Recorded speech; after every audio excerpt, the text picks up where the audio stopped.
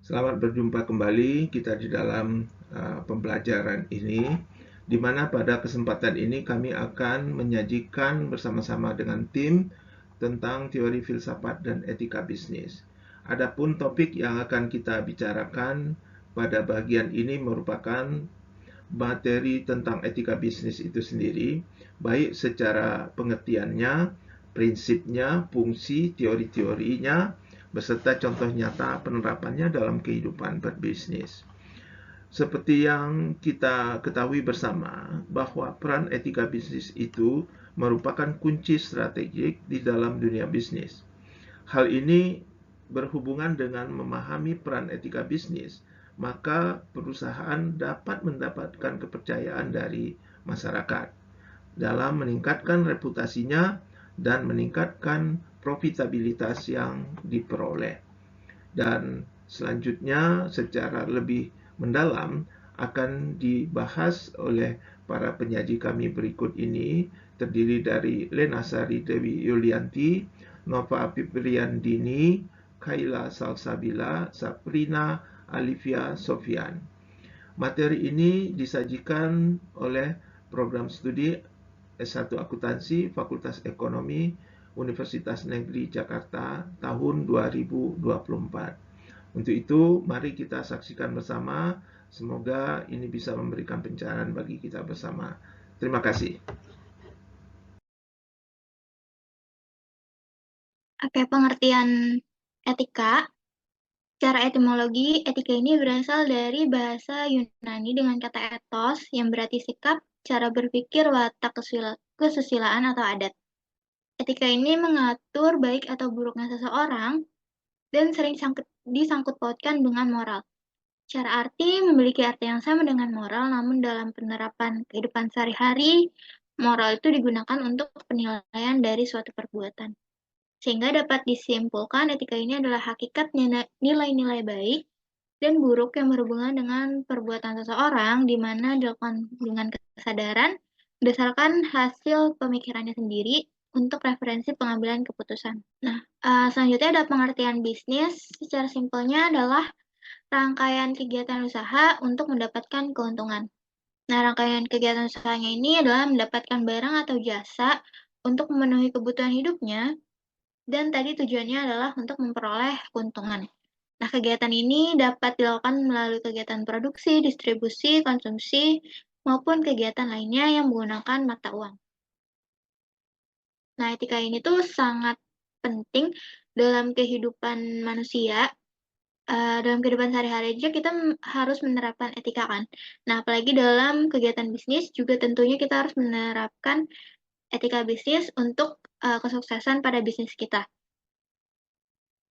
Nah, jadi pengertian etika bisnis itu sendiri, kalau etika adalah menilai baik atau buruknya perilaku seseorang, ketika diartikan sebagai etika bisnis adalah penilaian baik atau buruknya suatu perusahaan dalam memecahkan masalah-masalah dengan moral dan etika yang meliputi aspek bisnis, keuangan, administrasi, dan lain sebagainya. Oke, selanjutnya ada sudut pandang etika bisnis yang dibagi menjadi 3, yaitu ekonomis, etika, dan hukum. Nah, yang pertama ekonomis, menurut sudut pandang ini adalah bisnis yang baik itu bisnis yang menguntungkan. Namun, ketika kita mencari untung tersebut dari bisnis tersebut, kita harus menerapkan etika-etika yang berlaku. Sedangkan dari sudut pandang kedua, yaitu sudut pandang etika, bisnis yang baik itu adalah bisnis yang mengutamakan moral dan etika. Namun, ngutamain moral dan etika dalam berbisnis saja tuh nggak cukup gitu. Kita harus tetap mencari keuntungan dari bisnis kita tersebut. Sudut pandang ketiga yaitu hukum, di mana bisnis yang baik ini harus melaksanakan dan menaati hukum-hukum yang berlaku. Jadi dapat disimpulkan ada bisnis yang baik itu adalah bisnis yang mencari keuntungan, namun tetap mengutamakan etika dan mematuhi hukum-hukum yang berlaku. Selanjutnya ada pendekatan etika bisnis. Etika bisnis dapat dijadikan sebagai pedoman untuk melaksanakan pekerjaan sehari-hari oleh seluruh karyawan maupun bagian manajemen. terdapat 3 pendekatan dasar dalam merumuskan tingkah laku etika bisnis, yaitu yang pertama yaitu utilitarian approach, di mana setiap tindakan itu harus didasarkan pada konsekuensinya. Oleh karena itu, dalam bertindak, seseorang seharusnya mengikuti cara-cara yang dapat memberi manfaat sebesar-besarnya kepada masyarakat dengan cara yang tidak membahayakan atau merugikan orang lain di sekitarnya. Yang kedua yaitu individual rights approach, di mana setiap orang ini dalam tindakan dan kelakuannya memiliki hak dasar yang harus dihormati. Namun tindakan atau tingkah laku tersebut harus dihindari apabila diperkirakan akan menyebabkan terjadi benturan atau merugikan hak orang lain. Pendekatan yang terakhir yaitu adalah justice approach, di mana para pembuat keputusan ini mempunyai kedudukan yang sama dan harus bertindak adil dalam memberikan pelayanan kepada pelanggan, baik pelanggan perseorangan ataupun kelompok. Baik, selanjutnya yaitu prinsip-prinsip etika bisnis. Nah, yang pertama ini ada prinsip otonomi, yaitu sikap dan kemampuan seseorang dalam mengambil keputusan dan kebebasan bertindak berdasarkan apa yang menurutnya terbaik. Dengan otonomi, para pengusaha benar-benar menjadi pelaku moral yang bebas bertindak dan bertanggung jawab atas tindakannya. Nah, artinya sebagai pelaku moral, kita tidak lagi sekadar bertindak atau berbisnis sesuka hati dengan mengorbankan hak dan kepentingan pihak lain. Otonomi ini memastikan seluruh pengusaha dan karyawan bisnis tidak lagi diperlakukan sebagai sekadar karyawan yang dimanfaatkan demi kebutuhan dan kepentingan bisnis. Otonomi juga memungkinkan adanya inovasi, menumbuhkan kreativitas, dan meningkatkan produktivitas. Selanjutnya ada prinsip kejujuran. Nah, ada 3 lingkup kegiatan bisnis yang secara jelas menunjukkan bahwa suatu bisnis tidak akan bisa bertahan lama dan berhasil jika tidak didasarkan atas kejujuran. Nah, yang pertama, jujur dalam pemenuhan syarat-syarat perjanjian dan kontrak. Kejujuran ini sangat penting bagi masing-masing pihak dan sangat menentukan relasi dan kelangsungan bisnis masing-masing pihak. Nah, jika salah satu pihak berlaku curang atau melakukan penipuan dalam pemenuhan syarat-syarat kontrak, maka pihak yang dicurangi tidak akan mungkin mau menjalin relasi bisnis dengannya lagi. Yang kedua, kejujuran dalam menyediakan produk dan jasa dengan kualitas dan harga yang sebanding. Di pasar terbuka dengan variasi dan kelimpahan barang dan jasa yang luas, konsumen dengan mudah berpindah dari satu produk ke produk lain. Jadi cara yang berlebihan dan tipu muslihat yang menipu bukan lagi cara bisnis yang baik dan berhasil. Yang ketiga, jujur dalam hubungan kerja intern dalam suatu perusahaan. Kejujuran dalam perusahaan merupakan inti dan kekuatan perusahaan. Ketika karyawan diperlakukan sebagaimana mestinya sebagai manusia, diperlakukan sebagai individu dengan hak-hak tertentu, dan ditumbuhkan rasa saling menghormati sebagai manusia, maka hal ini akan tercermin dalam hubungannya dengan perusahaan lain dan dengan konsumen. Lalu selanjutnya ada prinsip keadilan. Prinsip ini menuntut agar setiap orang diperlakukan setara berdasarkan aturan yang adil dan bertanggung jawab. Keadilan ini menuntut agar setiap orang yang melakukan usaha harus diperlakukan sesuai dengan haknya dan hak serta kepentingan pihak manapun tidak boleh dilanggar. Lalu selanjutnya, prinsip saling menguntungkan atau prinsip timbal balik. Prinsip ini mengharuskan bisnis dijalankan dengan cara yang menguntungkan semua pihak yang terlibat. Nah, jika tadi prinsip keadilan mengharuskan tidak ada pihak yang dirugikan hak atau kepentingannya, maka prinsip saling menguntungkan ini mensyaratkan hal yang sama, yaitu semua pihak berusaha untuk saling menguntungkan. Dalam bisnis kompetitif, prinsip ini mengharuskan persaingan bisnis menciptakan situasi yang saling menguntungkan atau win-win solution. Nah, yang terakhir ini ada prinsip integritas moral. Prinsip ini merupakan tuntutan dan dorongan dari dalam diri para pelaku dan perusahaan untuk menjadi yang terbaik. Dan hal ini tercermin dalam seluruh perilaku bisnisnya terhadap semua orang di dalam maupun di luar perusahaan. Prinsip etika ini harus dijalankan serta dijaga untuk mempertahankan nama baik perusahaan, karena dengan integritas moral yang tinggi, maka dapat meningkatkan kepercayaan publik kepada perusahaan. Nah, adapun prinsip-prinsip etika bisnis dalam Islam, yaitu yang pertama, fatonah atau profesional. Nah, profesionalisme dalam ranah bisnis ini dapat berupa memberikan pelayanan yang maksimal terhadap konsumen, dan cepat tanggap terhadap permintaan maupun keluhan konsumen. Yang kedua, ada amanah atau terpercaya. Sifat ini dapat diterapkan dengan menjaga kepercayaan pelanggan maupun mitra bisnis dengan menjamin hak-haknya terpenuhi dan tidak menghalalkan segala cara demi memperoleh keuntungan. Yang ketiga, ada sidik atau jujur. Prinsip jujur ini dapat diaplikasikan dalam bentuk kinerja yang optimal dan tepat waktu, memberikan pelayanan yang baik bagi semua konsumen maupun mitra tanpa membeda-bedakan, dan tidak menipu terkait kondisi barang atau jasa yang ditawarkan. Lalu yang terakhir itu ada tablik atau transparan.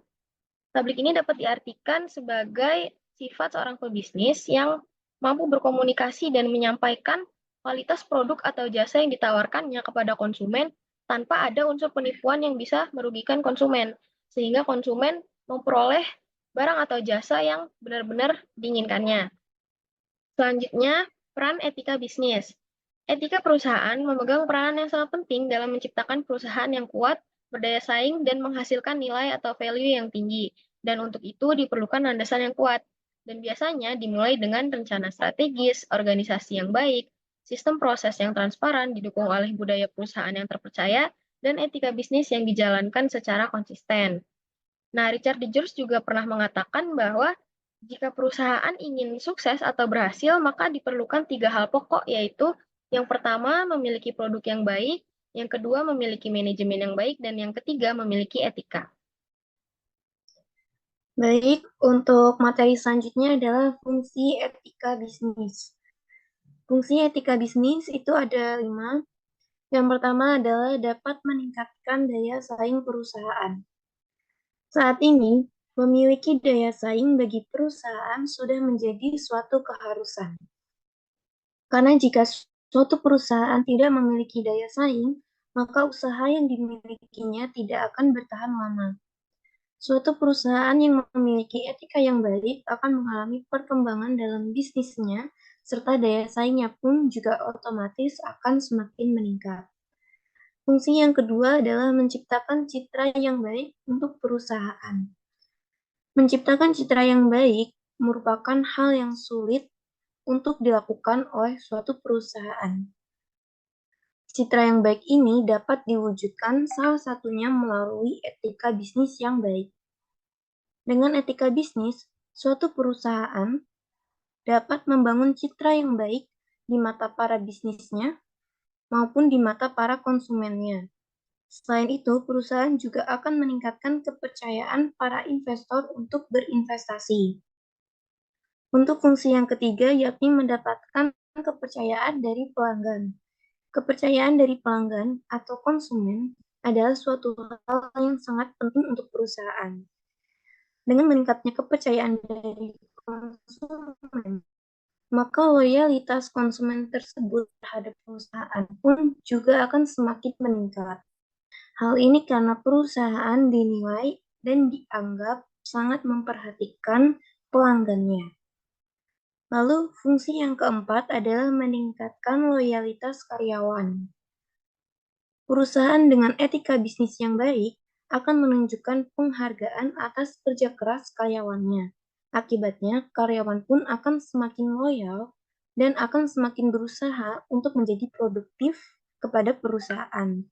Karyawan yang mempraktikkan etika bisnis akan saling menghormati dan bekerja sama dengan baik antar sesama karyawan yang lainnya.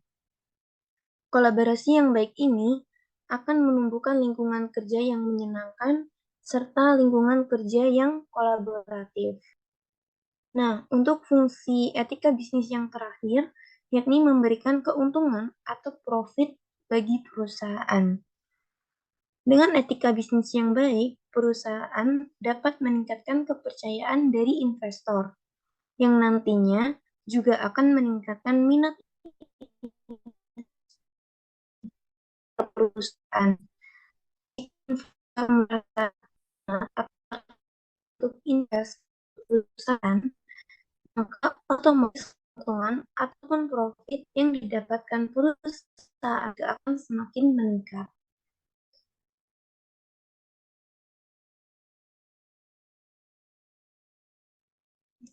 Materi selanjutnya adalah teori etika bisnis. teori etika bisnis pertama yang akan dibahas adalah teori etika bisnis secara keilmuan atau yang dikenal juga dengan etika kebajikan dan keutamaan. Etika kebajikan dan keutamaan merupakan etika yang memfokuskan pada keilmuan terhadap karakter moral dan etik dalam kehidupan berbisnis.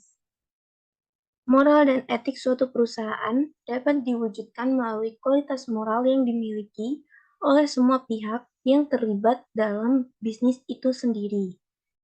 Namun, etika kebajikan dan keutamaan ini dalam praktiknya sangat sulit untuk diwujudkan. Salah satu faktornya adalah karena tidak adanya kerjasama antara pegawai untuk menerapkan moralitas yang baik dalam pekerjaannya.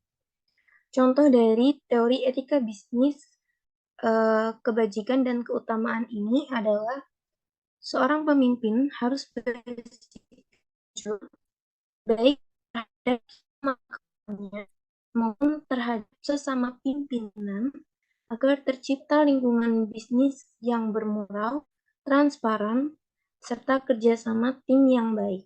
Oke, untuk teori yang kedua yaitu teori etika bisnis secara perbuatan atau yang bisa disebut juga sebagai utilitarianisme. Di mana menurut teori utilitarianisme, suatu tindakan atau perbuatan itu dianggap baik jika tindakan tersebut memberi manfaat bagi masyarakat secara keseluruhan. Nah, secara etis, tindakan yang benar itu adalah tindakan yang menghasilkan kesenangan terbesar atau jumlah rasa sakit terkecil.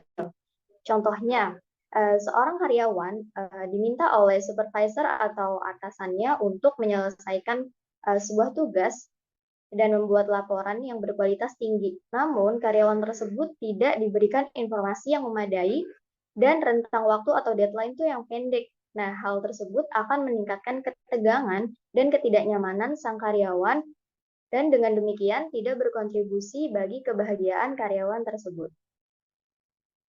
Teori yang ketiga yaitu teori etika bisnis secara filsafat.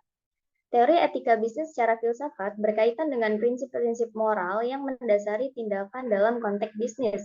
Nah, ada beberapa pendekatan filsafat yang digunakan dalam etika bisnis itu sendiri. Nah, salah satunya yang akan dijelaskan yaitu tentang etika deontologi, di mana teori tersebut menjelaskan bahwa tindakan atau putusan secara etis dibenarkan bukan atas dasar hasil positif atau ditolak bukan atas dasar dampak negatif, melainkan atas dasar motivasi pembuat keputusan tersebut, yakni memenuhi apa yang dipahami sebagai kewajibannya. Nah, teori deontologi ini menegaskan pada 3 hal. Nah, yang pertama, ini ada motivasi tindakan atau putusan bisnis bukanlah demi sesuatu yang lain di luar tujuan moral bisnis, melainkan justru untuk melakukan apa yang merupakan kewajiban moral bisnis itu sendiri.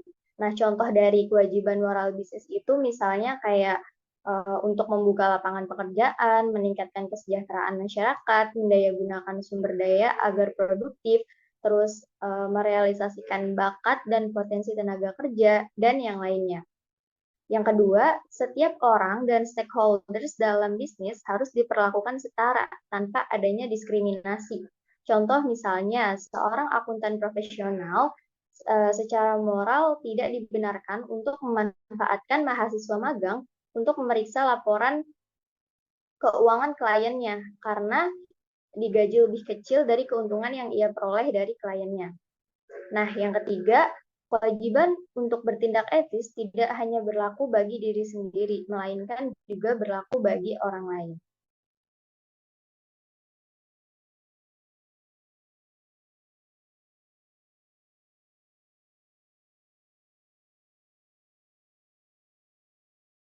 Baik, saya akan membacakan kesimpulan untuk materi kali ini, yaitu peran etika bisnis dalam membangun kepercayaan konsumen merupakan kunci strategis dalam dunia bisnis. Integrasi teori etika bisnis tidak hanya berdampak pada kepuasan konsumen, tetapi juga pada loyalitas konsumen yang berkelanjutan. Perusahaan perlu memahami bahwa kepercayaan konsumen tidak hanya merupakan hasil dari kualitas produk atau layanan semata, tetapi juga dari bagaimana perusahaan berinteraksi dengan konsumen menjaga transparansi, dan memenuhi tanggung jawab sosialnya. Penting untuk dicatat bahwa kepercayaan konsumen adalah aset yang tidak ternilai bagi perusahaan. Dengan memahami peran etika bisnis dalam membangun kepercayaan konsumen, perusahaan dapat mengembangkan strategi berkelanjutan untuk memelihara hubungan positif dengan konsumen dan memperkuat reputasi mereka di pasar. Baik, sekian materi dari kami. Terima kasih.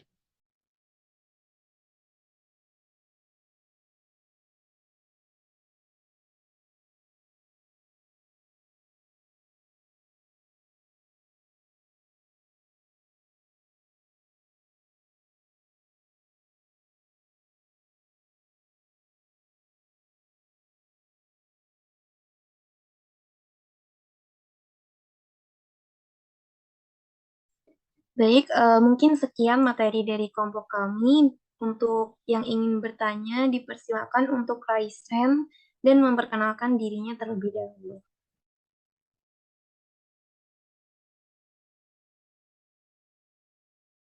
Oke, boleh untuk Naila, pertanyaannya silakan dibacakan. Sebelumnya terima kasih kelompok 3 atas kesempatannya. Saya Naila Sabahri dengan NIM 1706623095. Saya ingin bertanya, bagaimana pandangan kelompok kalian tentang maraknya buzzer yang dibayar untuk memberikan review palsu yang tidak sesuai dengan prinsip etika bisnis? Dan apakah ada konsekuensi atau sanksi yang pelaku bisnis tersebut dapatkan dari melakukan hal tersebut?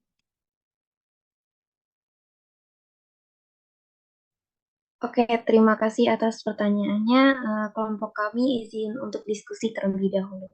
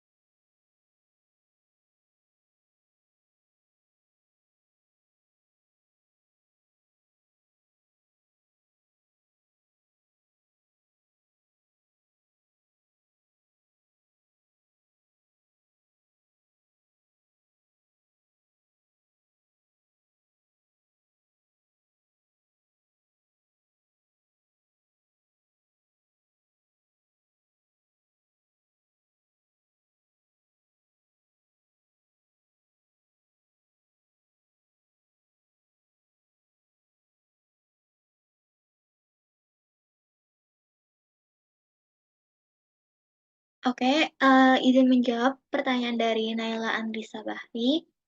Menurut kelompok kami menganggap maraknya buzzer yang dibayar ini untuk memberikan review palsu gak sesuai nih sama prinsip dan etika bisnis tadi yang sudah kami jelaskan.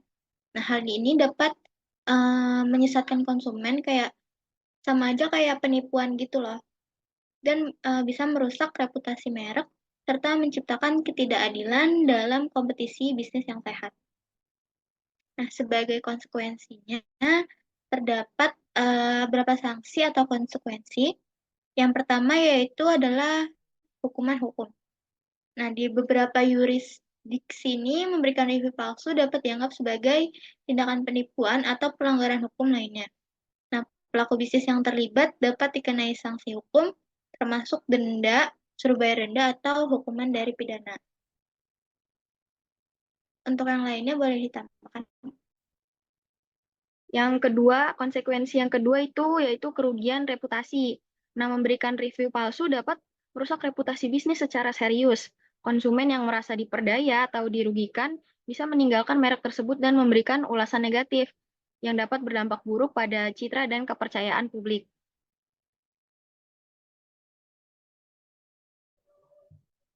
Mungkin untuk resiko yang lainnya itu kayak penghentian kerjasama. Misalnya tuh kayak platform online dan marketplace itu kan biasanya memiliki kebijakan yang ketat ya terkait penipuan dan praktik yang tidak etis. Jadi jika ketahuan melakukan review yang palsu, maka pelaku bisnis ini dapat dikenai sanksi seperti penghapusan akun dari marketplace-nya atau penghentian kerjasama. Mungkin yang lain bisa menambahkan. Oke, untuk konsekuensi selanjutnya yaitu bisa dikenakan denda dan sanksi bisnis. Di mana di beberapa negara atau industri itu kan terdapat badan atau lembaga yang mengawasi praktik bisnis. Nah, jika pelanggaran itu terbukti, maka bisnis tersebut dapat dikenai denda atau sanksi yang lainnya. Maka dengan demikian, penting bagi pelaku bisnis atau para wirausahawan untuk menjaga integritas dan kejujuran dalam memberikan ulasan dan testimoni produk atau layanannya. Karena praktik yang transparan dan bertanggung jawab tidak hanya membangun kepercayaan konsumen, tetapi juga dapat mendukung lingkungan bisnis yang adil dan berkelanjutan.